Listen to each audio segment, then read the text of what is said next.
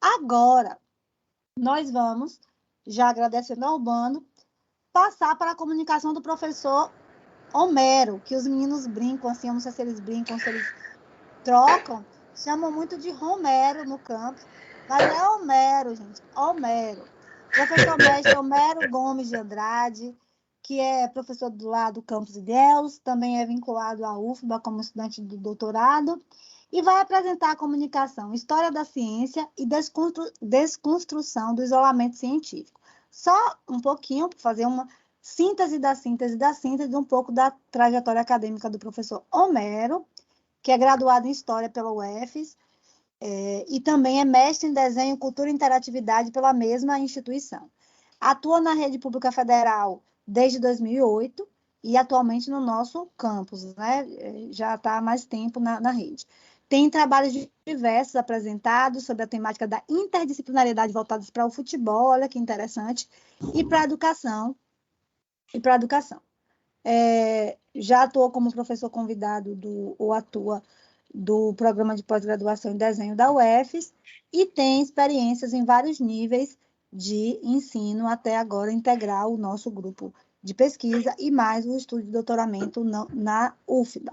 Portanto, temos aí alguém que vai trazer contribuições nessa interface com a história. Então, professor Homero, a palavra é sua, fique à vontade. Saudações, pessoal. Obrigado pela presença, pela participação no grupo. A extensão do professor Urbano e a extensão a todos e todas do grupo e a todos os presentes. O slide já está aparecendo aí, gente, por favor. O áudio está tranquilo? Tá, então já marquei o tempo aqui, Márcia, para não ultrapassar, hein? Pessoal, a parte que eu trago hoje aqui, para a gente rapidamente apresentar para vocês, vem da história da ciência, né? Essa desconstrução do isolamento científico. Ela é parte já integrante, né, de algumas coisas já da minha tese, em atraso para a defesa, diga-se de passagem, por conta de tantos outros problemas, mas já está indo aí. E aí, de onde é que vão surgir isso? Isso aí, a parte é só uma parte rápida sobre esse resumo, em que a grande inquietação... Tem só um microfone aberto aí que está... Esse não está acontecendo coisa com o Renato, você já observou? Tem um microfone aí aberto que está com barulho. Oi, gente, tem um microfone aberto. Aí, vejam, em resumo, é só uma parte da apresentação geral, porque é justamente o que moveu, a inquietação que eu tive que eu estou tendo ao longo desse mestrado, do doutorado, ao longo da minha trajetória dentro da instituição, né, desde 2008, em ver como é que as disciplinas elas ficam isoladas, em especial, no caso, para que eu trabalho, que é a história, e ver como é que esse isolamento ele é tão ruim para a gente, na docência, e ele é ruim também para esse entendimento com os estudantes. E aí a base do que a gente trabalha vem de dois artigos, construídos um dos dois artigos, né, construído ao longo dessa trajetória no doutorado, um que é apresentado na Sociedade Brasileira de História da Ciência, que é a cultura científica no ensino médio integrado, foi um estudo de caso que eu fiz no Campus Seabra, quando estava naquele campus, e o outro foi no Círculo Fluminense de Estudos Filológicos e Linguísticos, com a minha orientadora, Fátima Nack, que é o letramento científico e a multireferencialidade na disciplina de História no ensino médio integrado. E como é que isso compõe para mim? Isso compõe para mim, eu gosto muito do Thomas Kuhn, que é um físico, em que ele fala sobre as teorias das revoluções científicas, dele dizer que a sociedade, nós vivemos em uma constante revolução científica. Porém, a trajetória da história das ciências, ela é marcada ainda por algo muito complicado, ela é marcada por isolamentos científicos e a história da ciência passando por alguns equívocos, ou algumas distorções, ou algumas revisitações sobre o que é essa história da ciência. A história da ciência que é confundida e que ela é traduzida para o ensino como uma disciplina, dentro dos livros e dentro do conhecimento colocado dentro da disciplina, se confunde a história da ciência com uma história da disciplina. Isso às vezes é muito comum nos primeiros capítulos dos livros didáticos, né? Então, passa um conhecimento fragmentado, porque ela limita a história, sendo a história dessa referida disciplina, a história da ciência, e não traz esses diálogos multirreferenciais. A gente não consegue pensar e discutir o conhecimento amplificado para a sua melhor compreensão e debate. E aí, de onde nós partimos vem disso, né? A ideia do Edgar Morin, que ele vai dizer em as chamadas hiperespecialização. A hiperespecialização ela foi necessária, ela é importante na história das ciências, mas nós precisamos religar o conhecimento. É fazer esse caminho inverso, né? O Edgar Morin ele coloca sobre a ciência, a ramificação dentro de uma ciência, o conhecimento especializado, a hiperespecialização, até chegarmos à disciplina. E aí a grande proposta do Edgar Morin e do Carlos Jesus Dias, falando sobre a complexidade na educação, é de fazer o caminho inverso agora, da gente estender agora o macro, partindo de você religar conhecimentos. Isso é um dos pontos que me chamou muito a atenção na leitura deles. E aí, então, como é que a gente encontra essa disciplina? De onde a gente parte no campo da disciplina para tentar fazer essa ideia de religar conhecimentos? O que nós temos da história da ciência, da disciplina, a história da ciência como a história da disciplina, esse retrato de sem interdisciplinaridade, sem a multirreferencialidade, e a predominância de se pensar o que é ciência, ainda muito presa nos livros didáticos, muito presa para o ensino médio, em que ciência trata de ciências exatas, biológicas e humanas em menor escala. E é isso que a gente precisa desconstruir. E aí, desse pensamento complexo, duas coisas que me chamaram a atenção para fazer essa ideia de ligar e religar conhecimentos. Um é o tetragrama de Edgar Morin, né, quando ele vai falar sobre ordem, desordem, organização e interação, em que ele coloca isso como um desenho cognitivo, e um desenho cognitivo interessante, mostrando que essas 4 partes do tetragrama, elas se completam. Nós precisamos de uma ordem do estudo hiperespecializado, da nossa cabeça ordenar a desordem para criar uma nova organização e para promover a interação entre esses conhecimentos, né? E o do David Bohm, que tem a totalidade, a ordem implicada, que ele vai trazer a ideia de que nada vai ser por acaso, de que esse princípio de uma revolução científica, de um invento científico, uma nova forma de pensar, um novo campo ideológico, ele não é desassociado da cultura, ele não é desassociado da sociedade, ele não é desassociado de interesses políticos, ele não é desassociado de interesses econômicos, ele mostra a intencionalidade em que você vai ter do discurso e do fazer científico. E isso, então, passa para a história. A gente precisa estudar e entender isso daí como um fenômeno histórico. E na parte específica para a história da ciência, aí eu digo às vezes para alguns, já tive a oportunidade, disse isso em outros eventos e para alguns alunos, em que uma das boas e grandes aulas de história que eu tive a oportunidade de ler foram através de pessoas da área das exatas. Olha que coisa, que foi o do Thomas Kuhn, a história das revoluções científicas constantes, né? Em que ele vai mostrar que dentro da história das ciências, os conhecimentos são historicamente referenciados, os impactos constantes em várias áreas, e ele trata da ideia da quebra de paradigma, né? Inaugurar um novo pensar, um novo olhar, uma nova técnica. E, especialmente, eu gosto muito do Ilya Prigogine, Prêmio Nobel de Físico-Química de 77. Ele trabalha com a ideia de processos irreversíveis na história, e a partir da ideia de entropia, o conceito de entropia na física, ele foi falar de teorias históricas, ele foi falar em processos irreversíveis na história, a marcha contínua e trocas de calor nos acontecimentos da história da ciência para a história da humanidade. Ele vai falar dessa dissipação. E aí, nessa viagem de pegar do pensamento complexo, da história da ciência, como é que a gente pode ir aproximando isso para os discursos de sala de aula? Que não seria fugir específico do livro didático, mas abrir novos horizontes interdisciplinares, para mostrar que a parte interdisciplinar não fica presa somente a você ter a participação de vários professores, mas ela tem que começar como uma prática nossa, dentro do discurso e dentro das nossas práticas de sala de aula.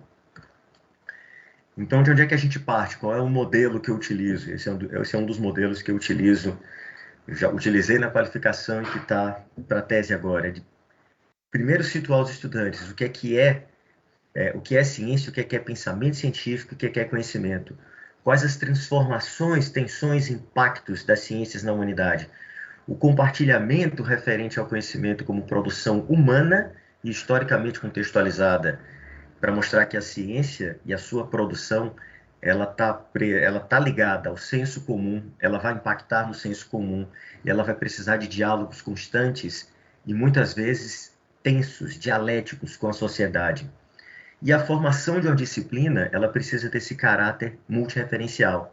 E a partir daí você inverte, então, na sala de aula, para essa provocação interdisciplinar e aproveitando o conhecimento tácito que os estudantes trazem. Daí a gente só mostra o ponto assim, agora liguem esse conhecimento.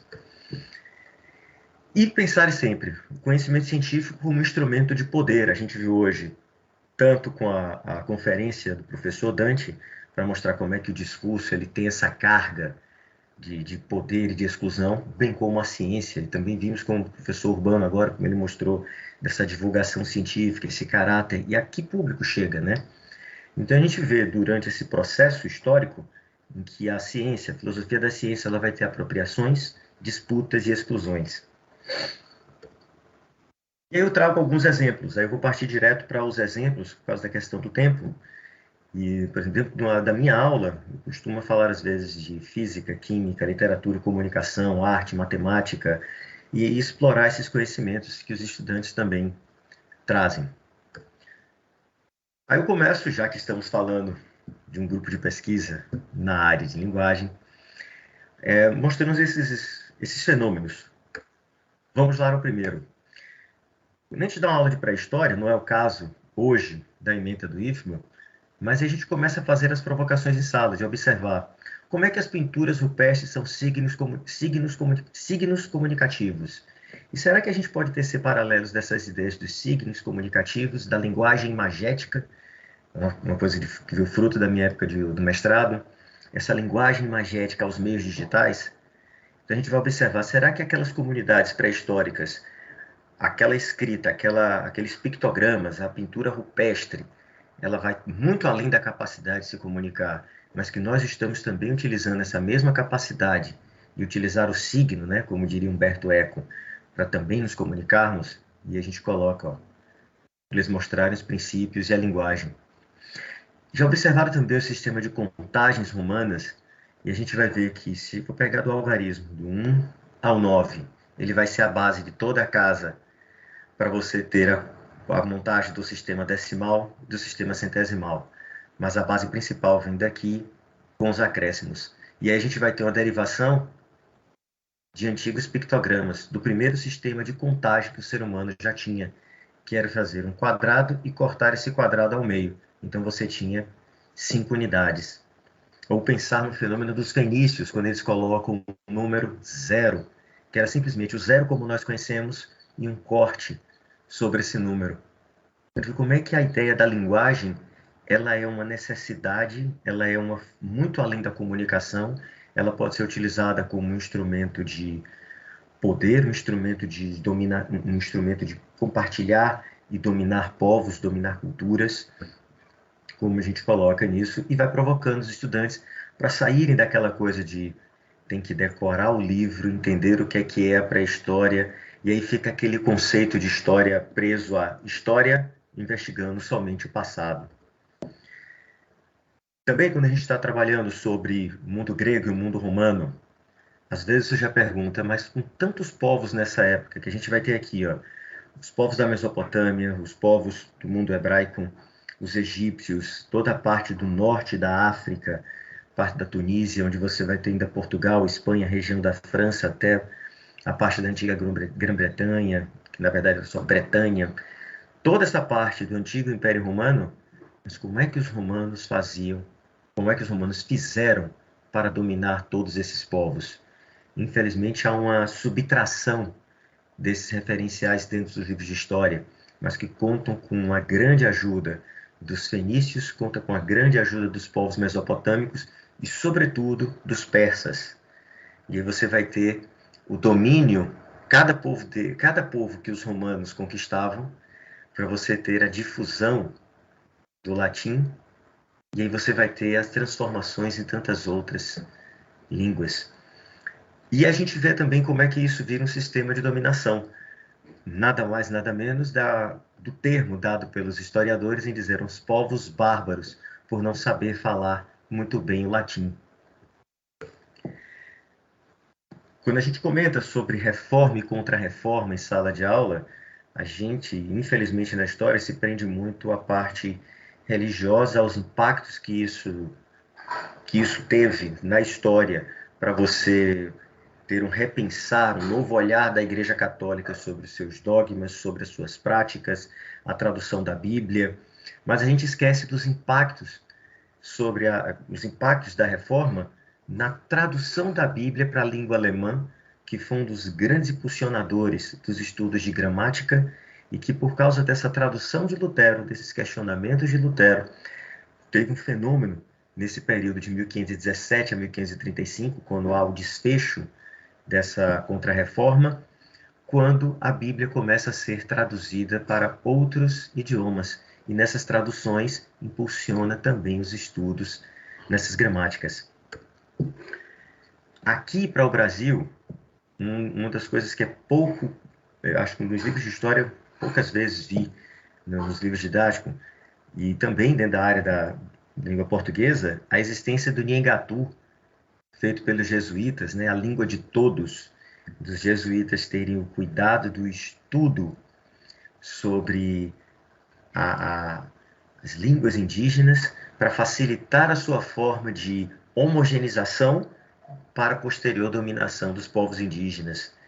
Olha que elemento importantíssimo em que nós negamos na história, e aí coloca aquela imagem do índio cordial que foi enganado pelos portugueses. Mas quais foram os instrumentos utilizados pelos portugueses, pelos europeus em geral, pelos dominadores sobre esses povos indígenas? Um desses elementos foi a língua. E aí desse processo, né, tem um específico para aqui, para o que nós pensamos sobre o Lindes, o Thomas Kuhn, ele fala sobre essa fórmula na física, né, força igual a massa vezes a aceleração, e ele utiliza esse exemplo para mostrar que, para um sociólogo, para um linguista que descobre a expressão, essa fórmula, ela vai ser dada para uma certa comunidade, mas ele vai mostrar que isso daqui serve para a gente estudar como é que um fenômeno ele vai ter velocidade, ele vai ter a sua aceleração, vai ter a massa, e como é que esse fenômeno vai ser passado, como é que esse fenômeno vai atuar na sociedade. Ele traz do exemplo das ciências exatas para a nossa parte das ciências sociais, das ciências humanas. E aí eu fui fazendo outras coisas em sala também, né? Fui pegar das reflexões filosóficas sobre movimento, repouso, velocidade, aceleração, em que a sua época, na história da ciência, não pôde ser provado. Mas quando a gente vai pegar séculos e séculos mais tarde, na estruturação da física moderna por Newton, é provada. Mas vem da reflexão filosófica, e muitas vezes os alunos fazem, mas é física? Não, começa com a filosofia. Sobre a parte de reflexões que eu comentei recentemente nas turmas de terceiro ano, e comentei no primeiro ano também, foi na aula, eu fui mostrando para eles como é que o conhecimento ele não se perde, como é que a história das ciências ela não pode ser pensada de forma descartável. Não é algo foi criado de novo, é descartável. Imaginar que o primeiro modelo atômico de Leucipo e Demócrito não conseguia ter essa expressividade, não conseguiu ser provada.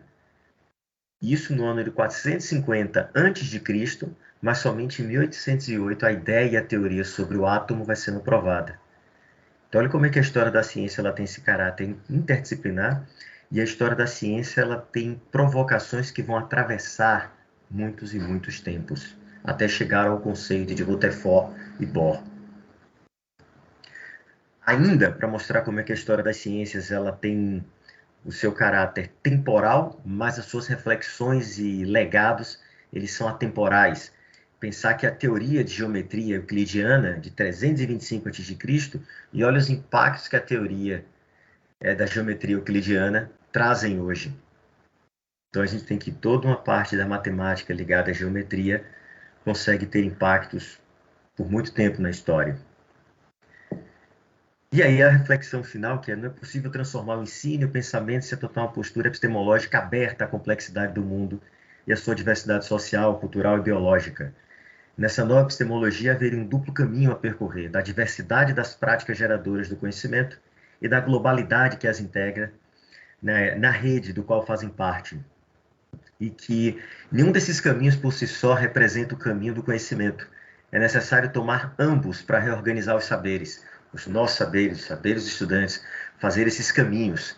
E aproveitando esses saberes polidisciplinares e multicêntricos que nós temos na nossa formação e que às vezes a gente se irrita bastante dizer: por que eu tenho que aprender tanta coisa no ensino médio? Será que eu vou usar? Será que eu vou precisar disso? E a gente vê que o conhecimento, quando ele é integrado, a gente acaba se apropriando e sabendo usar tudo isso, né? E nesse caminho de sistemas complexos como a biosfera e a cultura, a terra e a cultura, né? E aí uma parte que eu gosto muito quando ele diz: reformar a vida é, em primeiro lugar, conquistar uma arte de conquistar a conquista de uma arte de viver, né? Uma frase do Morin e do Carlos Jesus Delgado Dias. Valeu, gente. Obrigado. E para quem precisar das referências todas, a gente passa tranquilo. Obrigado.